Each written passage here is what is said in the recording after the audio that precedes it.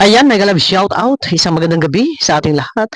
So ito na, at ang aking tulog ay baliktad na rin po at ako'y natutulog ay araw hanggang alas 12 ng tanghali. So ayun na, dito, ito ay hindi ko sana re-reactionan kasi negative ito para sa kalingap, okay? Pero ganun pa man, ang akin lang dito pupuntuhin. Bakit pati patungkol sa braces?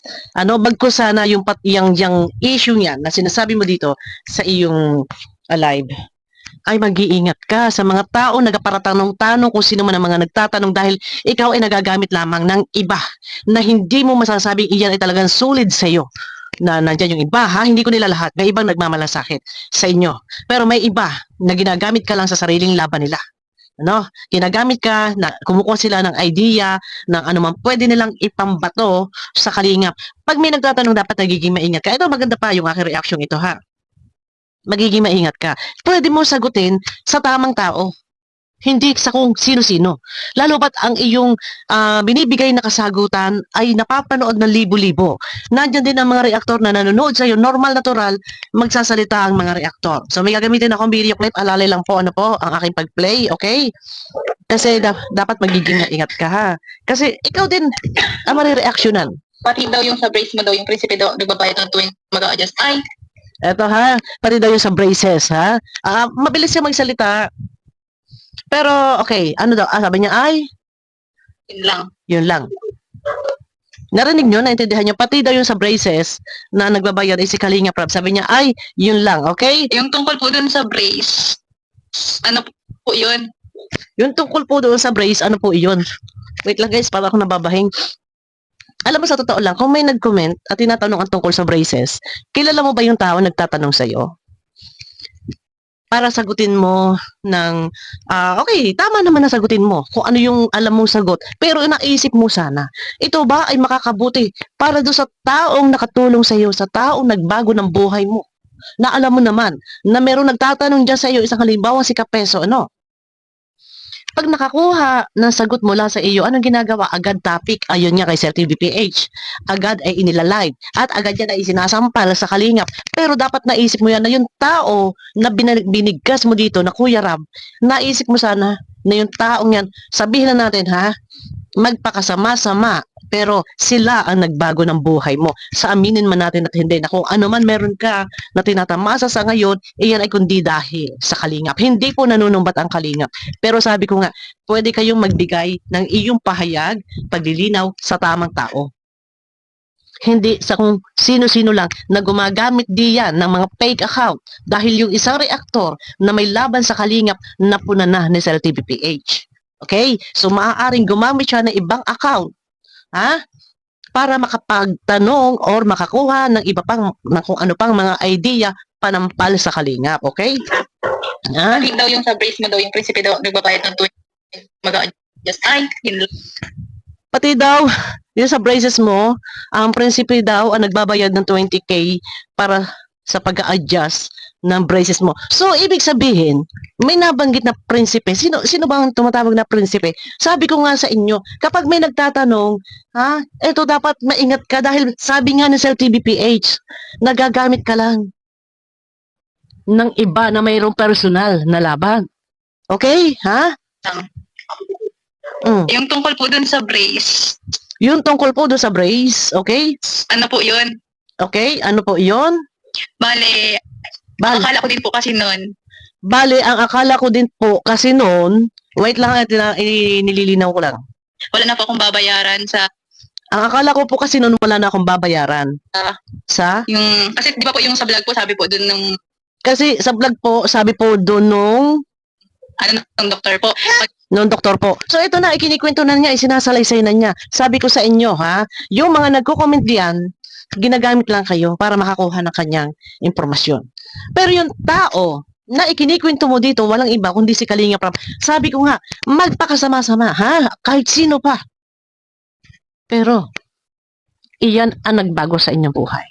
Nandun pa rin sana na, kumbaga, walang ginawang masama si Kalinga Prab sa iyo eh. Nandun pa rin sana, ika ngayon kasabi, stay humble ka lang. Huwag kang lalaki yung ulo. Huwag kang ganito. Huwag kang ganyan. Ito maayos sa reaksyon ko Meron ba akong pambabalahura dito? Opinyon ko to. Ha? So, ikinikwento na niya. Nagbayad po ng 65K. Mm. Wala na daw po akong babayaran. Okay? Ngayon po, yung mga nagbabalik-balik po ako noon at sa pagpa-adjust nga po, Ngayon, nung nagbabalik-balik siya para magpa-adjust ng braces niya, hinihingian po ako ng 3K, ganyan, 7K, hinihingian po ako ng 3K ganyan, o 3K, inaabot kong 7K. inaabot ng 7K. Okay? O, sige, kwento mo pa, ha? Kasi, Nakakakuha ng idea yung mga kalaban na yung mga nandyan na sumasama sa inyo dyan na kunwari nagtatanggol-tanggol, ang tanong sulit ba talaga sila o meron silang personal na galit? At pag nakakuha ng ganitong kwento mo, isasampal sa Kalingap. Di ba?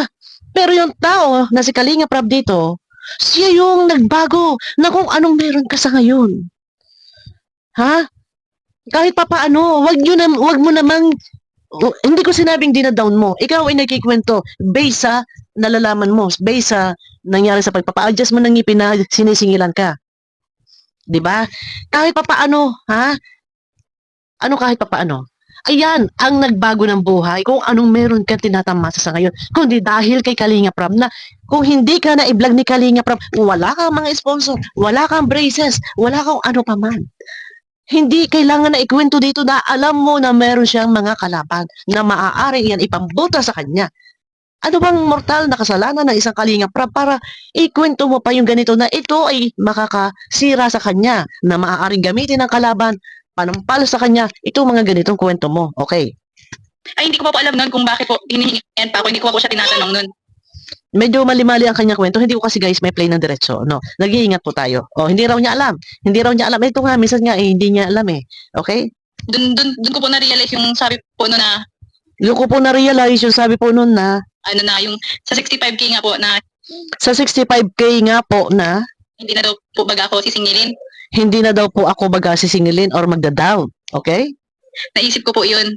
Naisip ko po iyon. Tapos Tinanong ko po siya, si Doc, tinanong ko po tinanong ko po siya, si Doc. O tapos, si Doc po doon na, bakit po ako nagbabayad pa ng 3K, so tinanong daw niya si Doc, ang sabi daw niya, bakit po ako nagbabayad pa ng 3K? 3K, 7K, ganyan. 3K, 7K, ganyan. O, anong sagot ni Doc? Pag magpapa-adjust, sabi niya po, nung pag final payment na po ng 65, Tinanong daw niya, bakit daw siya nagbabayad ng 3K, 7K pag nagpapa-adjust. So ngayon, pinol payment daw ng 65. 65K, Tapos, hindi na pa ako magbibigay-bigay pag magpapa-adjust. tapos, Yun po, ang sagot po sa akin ni Doc, ang sagot sa ni Doc ay ano? nag-down lang daw po nun si Kuya Rab ng 20K or 25 bata yun. So, nag-down lang daw si Kalingap Rab. Oh, okay. So, alam mo na pala. Pero may sinabi ka pa rito, hindi mo alam. Ha? Kaya po ako nagbabayad pa. Tapos, Yun po yung totoo dun sa kasi mm, 100K po ata yun. Yung sponsor po para po dun sa brace. Yun po yung totoo. may nagbigay daw ng 100K. Alam mo sa totoo lang, sino yung tao pinapaliwanagan mo? Sino sila? Sila ba kilala mo? Or ginagamit ka lang ng mga taong ito para makakuha ng impormasyon para isang pang sa Kalingap? Sabi ko nga, gumawa ka ng channel, pilitin mo na mag-focus ka sa positive, hindi sa negative. Bakit? Kasi yung tao, kagaya ni Kalingap Rab, yung patungkol sa braces mo, ha? Bakit hindi mo alamin sa kanya? Kausapin mo siya. Gayon na sabi mo, nalaman mo na 100,000 yun. Bakit hindi mo siya kausapin? At sino ang kasama mo nang magpa-brace kayo? Para kanino yun? O huli na nang nalaman mo. Dapat mag-uusisa din kayo. Pero yung ikwento mo dito sa live mo negative. Ha? Negative yan. Yan, pabor na pabor sa mga kalaban ng Kalingap. So, sa halip malisan. Malilisan yung pangbabas sa'yo, kung ano man yung nararamdaman ng mga viewers. Wala. Focus ka kasi sa negative. Dapat mag-focus ka sa positive. Ginawa mo yung channel. Pag ikaw ay isang ganap na content creator or live streamer, kailangan mo ng supporters. Hindi lahat ng supporters na nandiyan sa iyo ay sulit. Bakit? Tingnan mo yung iyong subscriber. Ang subscriber mo ay hindi balanse sa iyong views. So, ibig sabihin, ang nanonood dyan ay hindi ka sinubscribe. Bakit? Yun ang tanong.